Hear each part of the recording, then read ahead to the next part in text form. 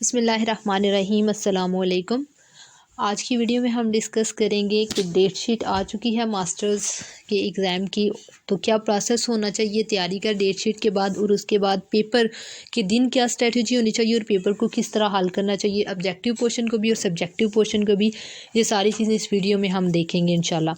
शुरू अब हम यहाँ से करते हैं कि डेट शीट आ चुकी है, तो सबसे पहली गलती जो कुछ स्टूडेंट्स करते हैं कि वो जैसी डेट शीट आती है एक दो दिन बस बाकी सब्जेक्ट्स को देखते हैं और फिर पूरा हफ्ता वो पहले पेपर की तैयारी पे लगा देते हैं कि जो भी हमारा पहला पेपर होगा उस पे हम लोग जो है वो फोकस करेंगे और उसको हम स्टडी करेंगे। सारा टाइम वो उसको ही पढ़ते रहते हैं, जिससे उनके जो बाकी पेपर्स होते हैं उनके बारे में उनकी तैयारी ठीक तरह से नहीं हो पाती। वो एक पेपर तो अच्छा हो जाता है, वो एक पेपर की तो तैयारी बहुत ज़्यादा होती है, लेकिन बाकी को हम तकरीबन भूल जाते हैं और वो कॉन्सेप्ट फिर एक या दो छुट्टियों में हम क्लियर नहीं कर पाते।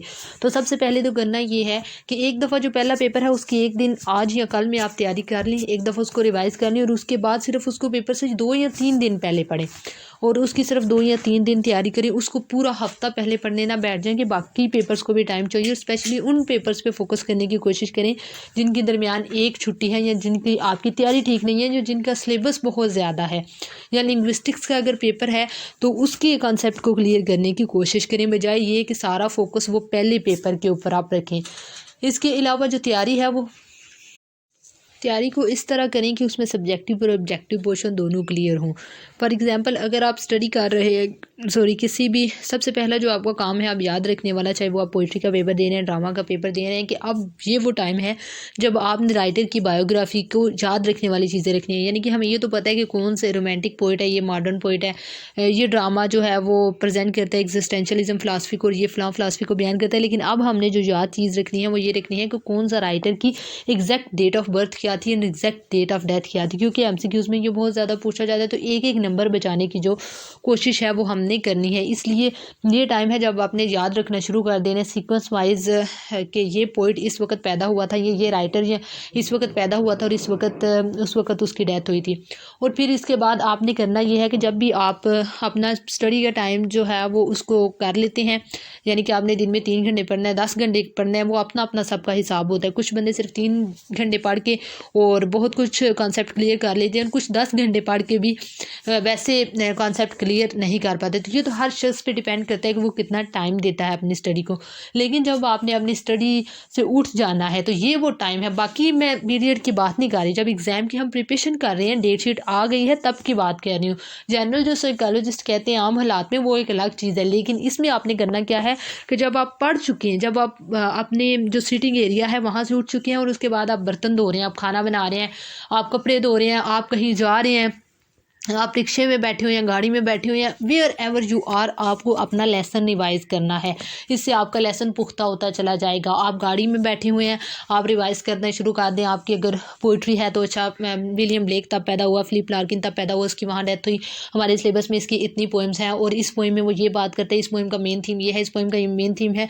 तो वो आपके दिमाग में बार बार चीज़ें जो आपने लेसन दिन में पढ़ा या एक सिटिंग में पढ़ा, उसको जहाँ जहाँ आप जाएंगे जो जो काम करेंगे उसको आपने रिवाइज़ करते रहना है, ताकि पूरी पुख्तगी आती चली जाए और फिर जहाँ पे आप पे जाके स्टक होंगे कि यार ये क्या चीज़ थी, और फिर दोबारा आप जब बैठेंगे उसको देखेंगे तो वो आपको बहुत हेल्प आउट करेगी चीज़। इस तरह चीज़ें याद रह जाती हैं लॉन्ग लास्टिंग। वैसे साइकोलॉजिस्ट ये कहते हैं कि जब आप एक काम कर रहे होते हैं तो उसी के पे फोकस करना चाहिए। बर्तन धो रहे हैं तो सिर्फ बर्तनों पे फोकस करें, ड्राइविंग कर रहे हैं तो सिर्फ उस पर। लेकिन ये मैं अब बता रही हूँ, जब आप एग्ज़ाम की तैयारी कर रहे हैं और एग्ज़ाम के हवाले से बात हम कर रहे हैं, तो वो पुख्तगी और चीज़ों में वो सारा एग्ज़ाम का माहौल बनाने के लिए ये चीज़ें ज़रूरी होती हैं। तो ये तो कुछ अहम बातें थी जो कि हमारी पेपर से पहले की थी, तैयारी के हवाले से थी।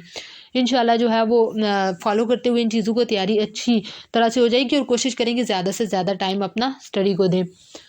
फिर आगे जो बात आ जाती है वो है पेपर वाले दिन की। पेपर वाले दिन एक तो सबसे अहम चीज़ वो ये होती है कि वो अपनी नींद लें, तकरीबन 6 घंटे की नींद। सर्दियां हैं, रातें लंबी हैं, तो हमारे टीचर कहा करते थे कि जो सर्दियों की रातें और गर्मियों की दोपहरें अल्लाह ताला ने स्टूडेंट्स के लिए बनाई है, क्योंकि इतना टाइम होता है कि वो आराम से अपने स्टडी कर सकते हैं। तो इतनी लंबी रात है तो 6 घंटे की नींद, 6 से 7 घंटे की आपने मस्त लेनी है। ये नहीं कि सारी रात पढ़ते नहीं और फिर पेपर में बोर हो और लिखने ही ना हो।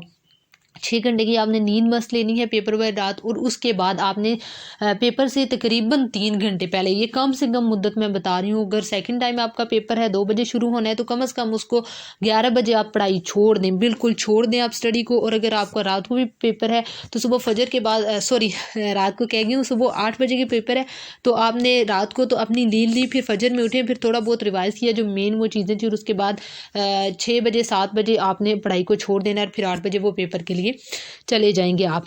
तो अब जो मेन चीज़ हमने इस हवाले से देखनी है वो ये है कि आपने अपनी चीज़ें घर से पूरी कर लेनी है। सबसे पहले आपके पास अपना वो जो बॉक्स होता है जिसके अंदर आपकी पेंसिल होनी चाहिए, आपका मार्कर, आपका आईडी कार्ड, आपकी रोल नंबर स्लिप, आप अगर चश्मा लगाते हैं तो आपका चश्मा, उसके अलावा मोस्ट इंपॉर्टेंट चीज़ आपकी वॉच होनी चाहिए जो जो बहुत ज़रूरी है पेपर के लिए, उसको आपने कभी नहीं भूलना। तो ये सारी जो चीज़ें हैं वो आपने पहले से रेडी करके रख लेनी है, एक दिन पहले बल्कि ये रेडी करके रख लेनी है, और फिर एक दफ़ा जाते हुए उनको चेक करना है सारी चीज़ें पूरी हैं, क्योंकि अगर कोई ना कोई चीज़ मौजूद ना हो और वो रह जाए तो वो पेपर से इलादा एक अजीब सी टेंशन हो जाती है और एक अजीब सा सिनेरियो बन जाता है। उससे पहले, पेपर से पहले, एक जो मोस्ट इंपॉर्टेंट वो चीज़ है, एज अ मुस्लिम आपने नमाज मस्ट पढ़नी है।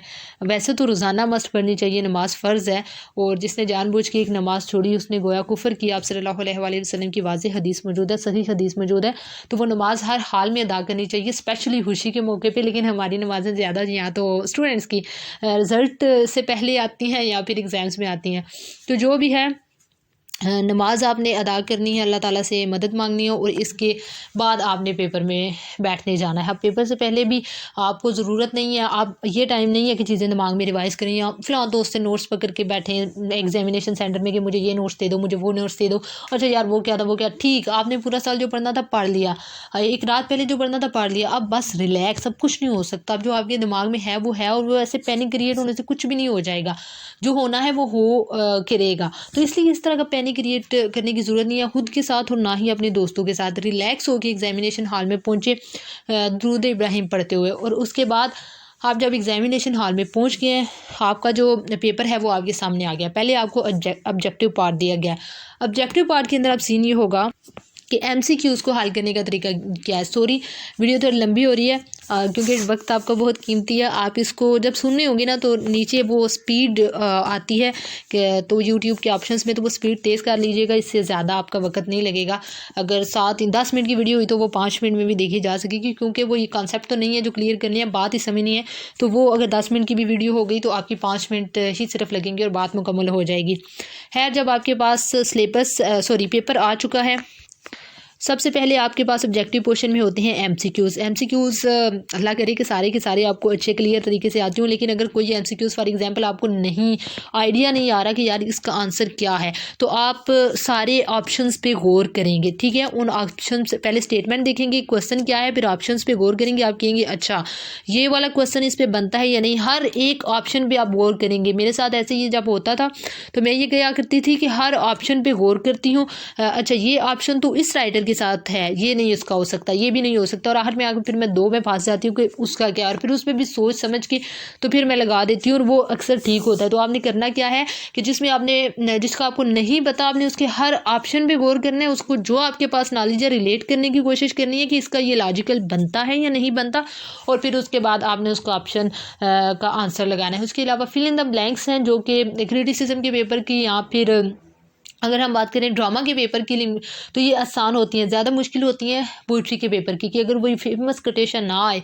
तो उसमें मसला होता है, लेकिन फिर भी आपने उसके कॉन्टेक्स्ट से, उसके रेफरेंस से आपने देखना है और उसके हल करने की कोशिश ज़रूर करके आनी है। और उसके बाद आता है शॉर्ट क्वेश्चन में बच्चे ये गलती करते हैं कि 2 या 3 उन्होंने दी होती हैं, लाइंस दी होती हैं, और वो उन्हीं लाइंस पे खुला करके बड़ा करके लिख आते हैं। भाई 2 नंबर है और आपने अपना शॉर्ट क्वेश्चन के 2 नंबर होते हैं और आपने अपना एक नंबर जो है उसको बचाना है पेपर के अंदर।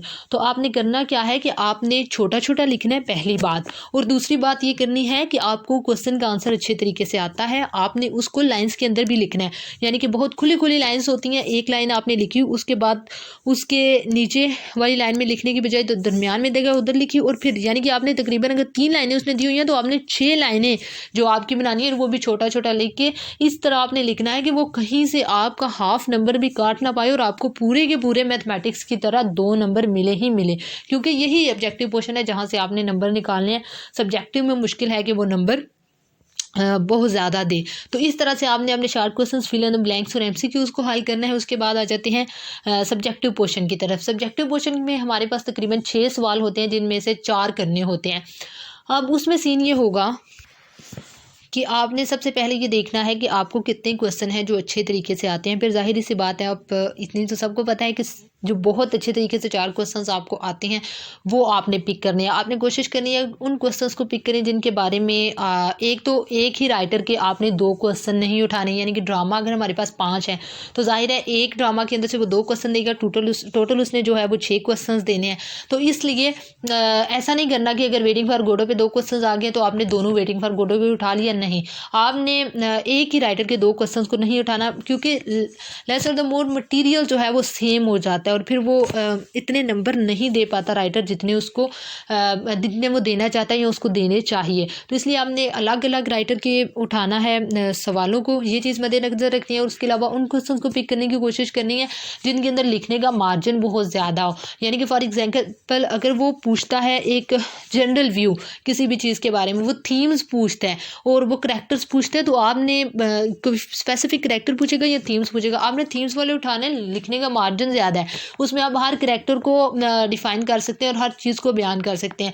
अगर वो पूछ लेता है कि अगर किसी पोइट पे वो पूछ लेता है, रविंद्रनाथ टैगोर है, मिखेल लर्मेंटो है, कि एज अ पोइट बयान करें, और दूसरे में वो कोई पोइम पूछ लेता है, रविंद्रनाथ टैगोर की कोई पोइम पूछ ले और मिखेल को एज अ पोइट पूछ ले, तो आपने उसका एज अ पोइट वाला क्वेश्चन उठाना है, क्योंकि उसके अंदर लिखने का मार्जिन ज़्यादा है। एज अ पोइट में आप क्या करेंगे, आप उसकी जो तमाम पोइम्स हैं उसको पुट कर देंगे, तो वो जो लिखने का मार्जिन जिसमें ज़्यादा होगा आपको क्वेश्चन वो उठाना चाहिए। इसके अलावा जो क्वेश्चन आपको जिसके अंदर कोटेशंस आप ज़्यादा ऐड कर सकते हैं, आपको लगता है कि इस क्वेश्चन के अंदर मुझे कोटेशन ज़्यादा आती हैं, तो उस क्वेश्चन को आपको पिक करना है कि उस क्वेश्चन के हिसाब से लिखना है आपने। और सबसे इंपॉर्टेंट चीज़ है वो टाइम मैनेजमेंट। आपने घड़ी को देखते हुए अपने पेपर को हल करना है। और ऑब्जेक्टिव क्वेश्चन में तो जाहिर है वो जितनी देर में देते हैं उतनी देर में आधा घंटा वो देते हैं बैलेंसमेंट, और उसी में हल करके उनको वापस देना होता है। असल जो काम होता है वो सब्जेक्टिव का होता है। सब्जेक्टिव में आपने कोशिश करनी है कि अपना सवाल 25 मिनट में मुकम्मल करें। एक सवाल, पहला सवाल, बच्चे ऐसा करते हैं पहले सवाल पे बहुत ज़्यादा टाइम लगा देते हैं और बाकी जो सवाल होते हैं उनके ऊपर टाइम फिर जाहिर सी बात है नहीं बचता। तो पहले ये भी गलती करते हैं कि पहला जो पेपर होता है उसके 12-13 पेजेस लिख देते हैं, और जो फिर अगले पे जाके 8 पे आ जाते हैं, अगले पे जाके 6 पे, और फिर अगले पे बिल्कुल ही 3 या 4 पे आ जाते हैं। तो ये गलती फिर आपने नहीं करनी, क्योंकि हर क्वेश्चन के आपको पता है 17 नंबर हैं, या जितने भी किसी बच्चे के 20 हैं, किसी के इंडिया से भी बच्चे देखते हैं कमेंट करते हैं, तो किसी के 20 हैं, किसी के अगर 10 हैं। तो आपने करना क्या होता है कि जितने नंबर का सवाल होता है उसके मुताबिक आपने जवाब देना है। तो अगर आपका 17 का या 20 का है, या सारे सवाल 4 सवाल हैं, चारों सवाल के बराबर नंबर हैं, तो फिर आपने आंसर भी तो उतना ही लिखना है। इसलिए आप टाइम को मैनेज करेंगे, हर सवाल को बराबर टाइम देंगे। 25 मिनट पे आपने रखना है कि मैंने इस सवाल को ख़त्म करना ही करना है, और फिर जाहिर सी बात है वो 30 मिनट तक आराम से आपका चला जाएगा। और फिर 30 मिनट जब 25 मिनट हो जाए आपने कहना है ओह मुझे वाइंड अप करना है, और फिर नेक्स्ट आपने 30 मिनट तक उस क्वेश्चन को वाइंड अप करके नेक्स्ट क्वेश्चन पे जंप कर जाना है हर सूरत। इसी सूरत में आप अपने चारों क्वेश्चन मुकम्मल कर पाएंगे, और बराबर टाइम के साथ बराबर पेजेस बराबर मटीरियल में रहते हुए उस क्वेश्चन को आप लिख सकेंगे। तो आई होप कि आपको समझ आ गई होगी कि किस तरह डे 1 से लेके आपने तैयारी करनी है और उसके बाद पेपर आपने देना है। Thank you so much for watching the video, and if you like the video don't forget to subscribe the channel and remember me in your prayers. Thank you.